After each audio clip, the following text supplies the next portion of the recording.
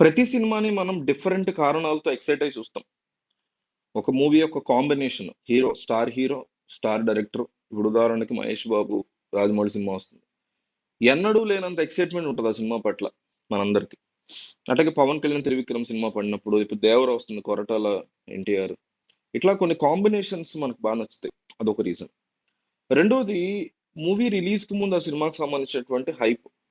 మనకు కల్కి ఉంది, ఒక పాయింట్ లో పెద్ద హైప్ లేదు, కానీ ట్రైలర్ టైంకి విపరీతమైనటువంటి హైప్ వచ్చింది. దానివల్ల చూస్తాం.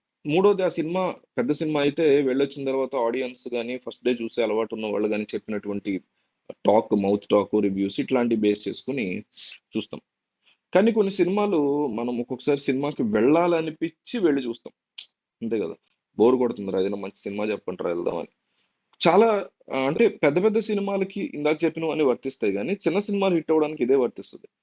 జనాలకి బోర్ కొట్టే టైంకి థియేటర్లో ఒక మంచి సినిమా ఉంటే దానికి వచ్చే కలెక్షన్ డిఫరెంట్గా ఉంటాయి. ఎందుకంటే ఎవ్రీ వీకెండ్ జనాలకి ఏదో ఒక ఎంటర్టైన్మెంట్ కావాలి, ఏదో ఒక కొత్తది చూడాలని అనుకుంటూ ఉంటారు. ఎవ్రీ 1 hour కి మన మైండ్ సెట్స్, మనం స్టడీ చేసే థింగ్స్ మారిపోతూ వస్తున్నాయి మోడర్న్ వరల్డ్. సో ఇట్లాంటి టైంలో ఒక థియేటర్లో కూర్చుని ఫుల్గా నవ్వుకుని ఒక లా ఆఫ్ రైట్ అనుకోవచ్చు. అట్లాంటి కైండ్ ఆఫ్ థింగ్ ని ఎంజాయ్ చేయడానికి మత్తు వదలరట్టు బెస్ట్ మూవీ కింద నేను కన్సిడర్ చేస్తాను. అయితే ఇది కాదు మెయిన్ రీజన్ ఈ సినిమా చూడడానికి. సత్య ఈజ్ ద మెయిన్ రీజన్. ఒకప్పుడు మా మా చిన్నప్పుడు సొంతం, మా తర్వాత తర్వాత సునీల్ ఒక టాప్ నాచ్ కమెడియన్ గా ఉండేవాడు.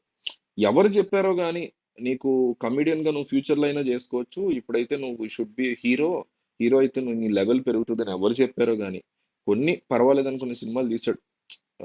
ఆ సినిమా ఉంది కదా రాజమౌళితో.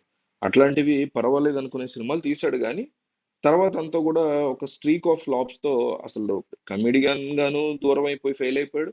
హీరో కూడా డిజాస్ట్రస్ మోడ్ లోకి వెళ్ళిపోయి సైలెంట్ అయిపోయాడు. అయితే అట్లాంటి ఒక లెవెల్ ఆఫ్ కామెడీ చేయగల చాలా తక్కువ మంది ఉంటారు అబ్బా అట్లా. బ్రహ్మానందం తర్వాత తెలుగు సినిమాలో నాకు చాలా ఇష్టమైనటువంటి కమెడియన్ అంటే సునీలే. ఈ గ్యాప్ లో చాలా మంది ఉన్నా, మంచి కమెడియన్సే ఉన్నా కూడా సత్య, సునీల్ లెవెల్ ఆఫ్ కామెడీ ఎవరు చేయలేరు. సో నోట్లోంచి సునీల్ కానీ సత్యనే వస్తుంది. అంత లెవెల్ ఆఫ్ కామెడీ మళ్ళీ ఈ జనరేషన్ కి సత్య మాత్రమే చేయగలరు. కానీ అతన్ని పర్ఫెక్ట్ గా ఉపయోగించుకున్నటువంటి డైరెక్టర్స్ ఎవరు లేరు.